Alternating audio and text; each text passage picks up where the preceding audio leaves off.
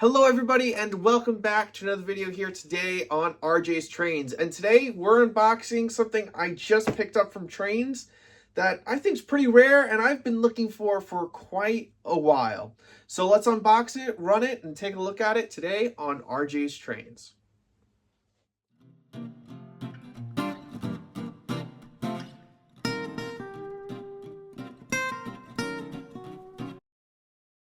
Make sure to use code RJTrainz at trainz.com for $10 off any order $50 or more. Now, as I've talked about in multiple videos before, one of the things I love about Trainz.com, that's Trainz with a Z, is that you can find some pretty rare items at pretty good prices. And we've discussed this and we've looked at other items in my collection that I've picked up from Trainz.com. And of course, just like everything else in this hobby, as long as you're patient enough, more likely than not, one of them is going to turn up.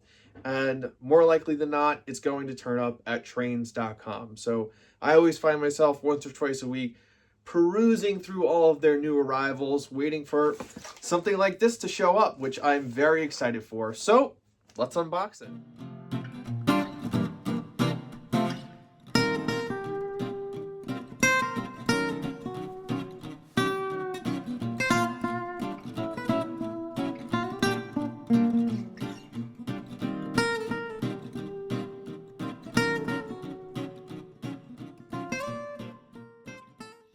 One thing I just realized is that this locomotive actually came from Toy Trains and Collectibles, which was a store I went to pretty often when I lived down in Washington, D.C.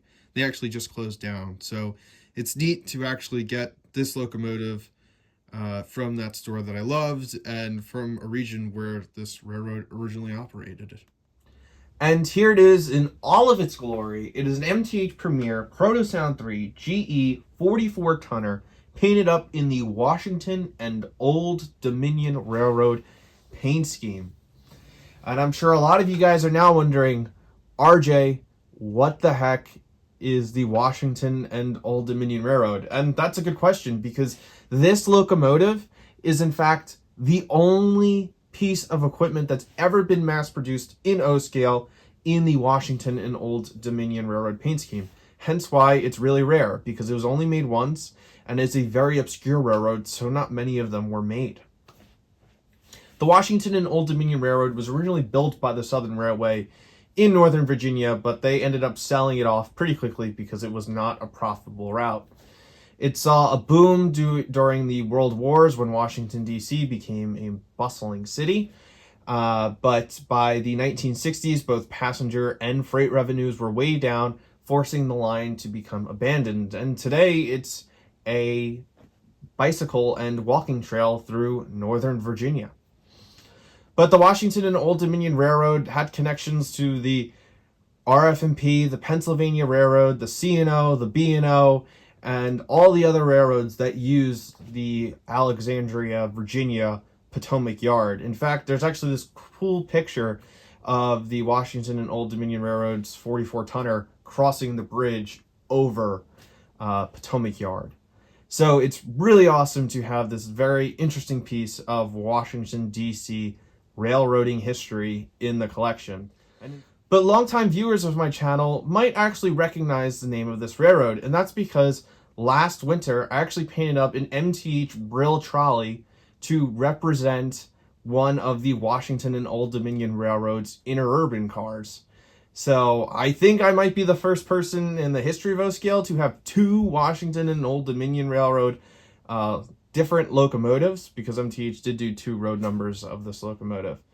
But yes, I am extremely happy to have this in the collection. So now let's take a look at the details of the locomotive. It's an MTH Premier locomotive, so you kind of know what you're getting. Lots of separately applied details and a very good build quality. We do not have, we have separately attached pilots, so they're not connected, unlike the Williams by Bachmann ones. An electrocoupler, lots of great paint and hand railing details. It's equipped with MTH's Proto Sound 3, but it does not have a smoky in it just because of how small the locomotive is. Once again, this great white, black, red, and gray paint scheme. directional lighting, and the whole 9 yards. Just a fantastic looking locomotive. Now there's only one thing left to do. Let's fire it up and run it around the layout.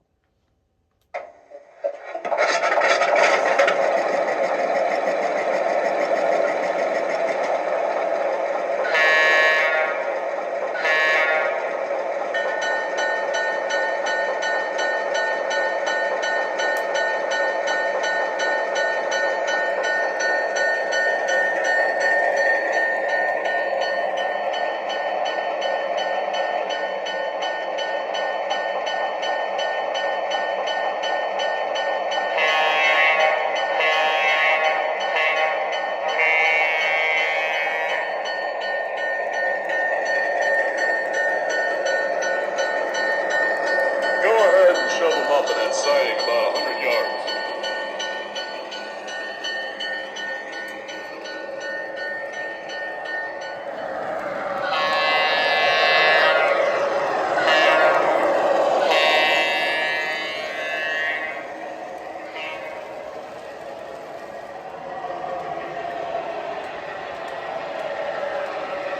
It's going to take me some time to get these cars cut and tied down. I'll let you know when I'm finished.